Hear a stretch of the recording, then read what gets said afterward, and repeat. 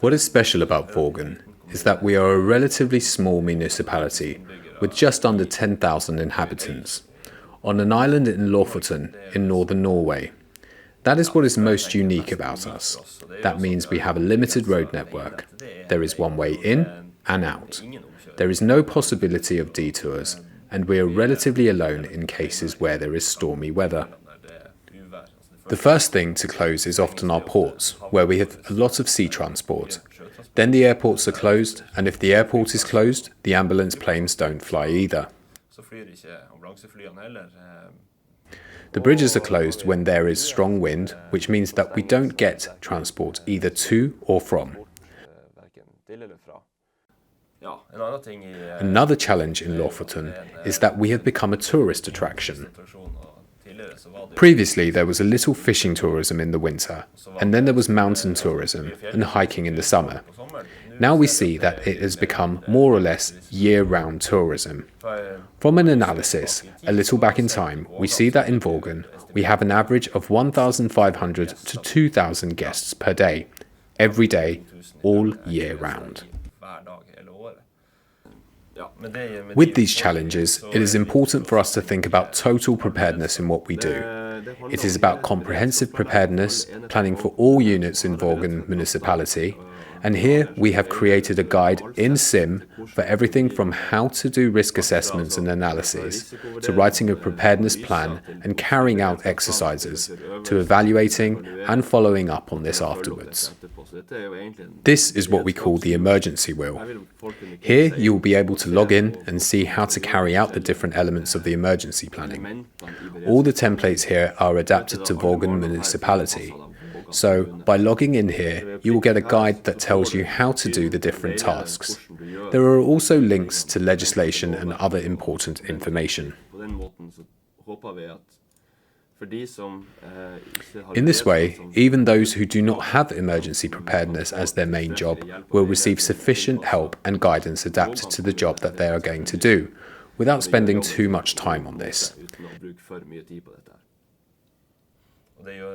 This also means that people are more accustomed to using the system because you use it in your own organization in daily operations. If we have a crisis and have to deploy staff, it's still the same system, but you also use it as a crisis management tool. But in everyday life, it functions as a total preparedness tool.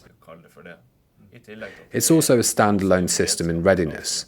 So if we were to have a cyber incident, we would have a digital system that is independent of what is happening with the municipality's other systems.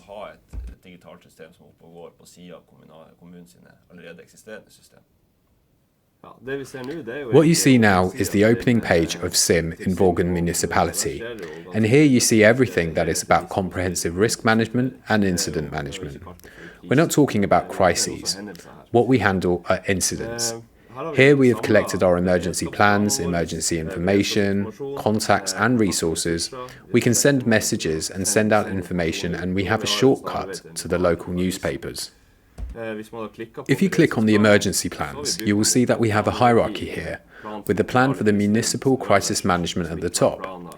We have infection control plans, crisis team plans, plans for health and social preparedness, and then all the subordinate plans, in addition to having our own situation plan in the event of war. We have a plan for the loss of electronic communications. Here, you can just click on the desired plan, and it will open in the window here.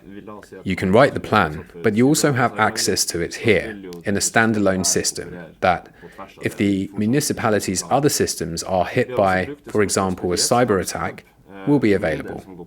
We also use SIM as a contingency hub. I go on duty every 4 weeks as a fire chief. Then I find the emergency information here.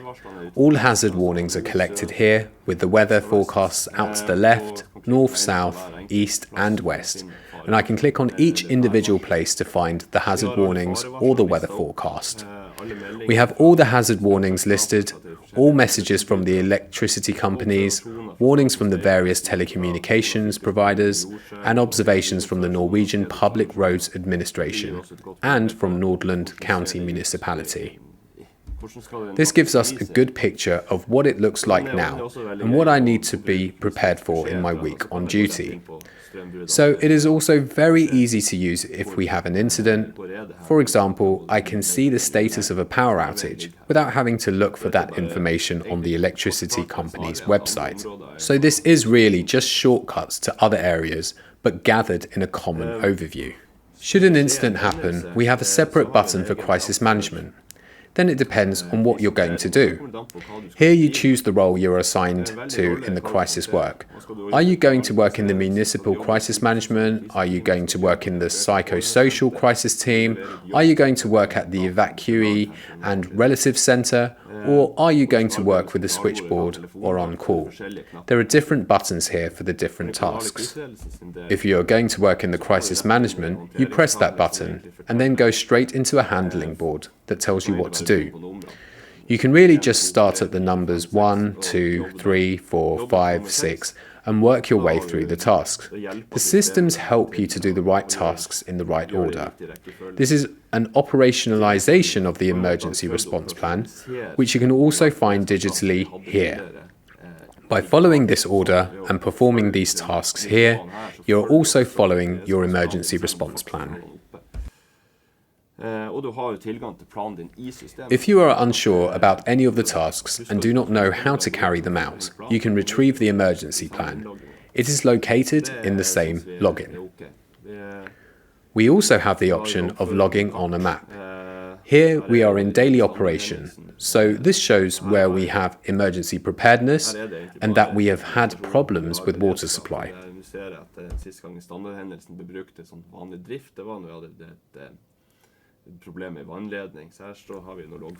Here we see a log about a well boat to Sklova.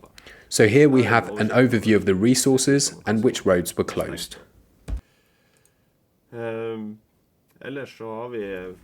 Otherwise, we also have a separate area for crisis communication. The mayor and deputy mayor are the ones who primarily handle crisis communication, and here they can log media inquiries and write approved responses. They are in the crisis management and work with them. We also have templates for press releases here. Vi har også pressemeldinger, og der har vi jo lagt inn maler.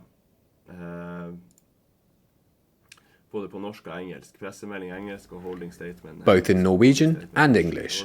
Press release English and holding statement English and holding statement Norwegian. This has been used a lot. This means that information can be quickly sent out to the media. By creating a press release, it will be sent out to both local radio, local newspapers, NRK Nordland, and the media's regional offices. Depending on how big the crisis is, the messages can be customized in terms of content. This gives us more peace of mind in crisis management and allows us to plan a little more. The templates for the press releases are also very useful to ensure that we get all the information that the media needs. This can be adjusted and adapted, but we have a standard template that we use, and it means that we can communicate the same way. Here are contact lists, and we have contact information for the various emergency response actors down here. We also have the SIM collaboration module. And here you can see the last exercise we had with the civil defense, police, ambulance service, a festival organizer, and the Red Cross. They all have access to our digital emergency room. Here we uploaded the exercise directive so everyone could see it. We have the log here. Here you can see that the Red Cross is in place with 6 people in EPS, and we have an overview on the map. One of the best things about this joint emergency room is the possibility of joint team meetings.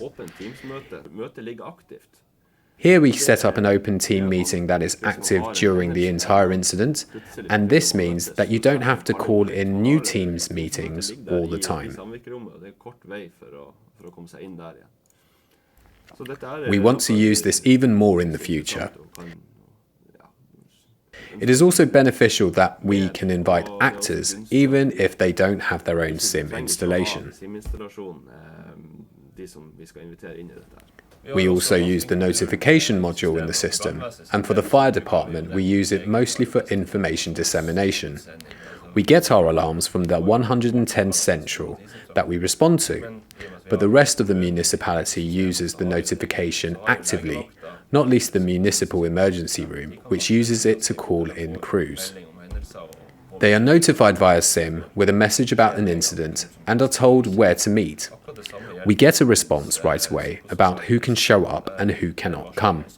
The same applies to the municipality's psychosocial crisis team, where the notification is done by logging into SIM and notifying, as well as creating the incidents that they are going to work on. As for the emergency room, this is the only screen here to deal with. Here they have their emergency plan, they have a contact list for nurses and for doctors, but if there is a larger incident, they can click on Perform Mass Call. They will make the necessary changes and press Send. That way they get notified of the resources they need. All doctors and nurses can be notified, and we can establish a reception centre and local medical centre. The overview shows the status of the message ASM has been sent, and we can send out a message when we have enough personnel. What we are testing now is a possibility for SIM to automatically send a message, if, for example, we need 2 doctors. When we have 2 who have responded, SIM can send a message to the others that, we have covered your need, you do not need to show up. For the fire department, we use SIM for a lot. We have our internal control system here. We have the deviation system here, where we have compliance measurements against the internal control regulations. Then we see how we meet the requirements of the fire and rescue service regulations. We have smoke divers who need health checks, we have cars and equipment to be checked, and we have entered all of this here in SIM as separate lists. Or we also have a professional portal for the fire services here. A fire officer should know a lot, so we have created a portal for this. Here we have collected the topics where the crews can find both procedures, exercise procedures, and documentation and guidance for different things. For example, extinguishing techniques, water flow and pressure loss, use of equipment, drone, use of communication, how we do tunnel work, and attendance at fire scenes. All sorts of procedures are collected here. So we use it as a professional system and a procedure bank. We have internal control here, where we have the management pyramid, internal control for the fire department, our objectives, and the organizational chart.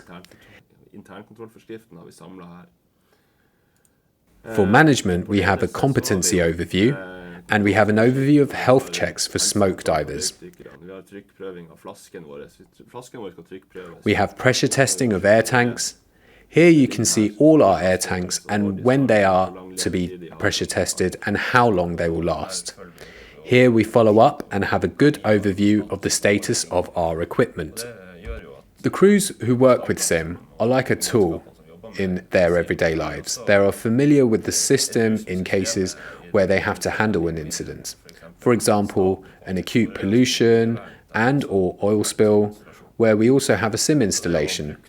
So using the system daily makes it not so difficult to use when there is something really urgent.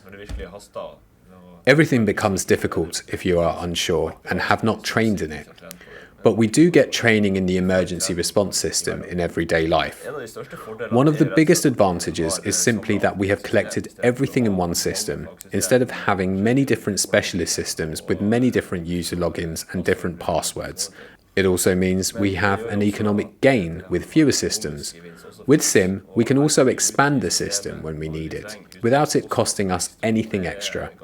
It is beneficial for a poor municipality that we ourselves can change and expand the solution when we need it.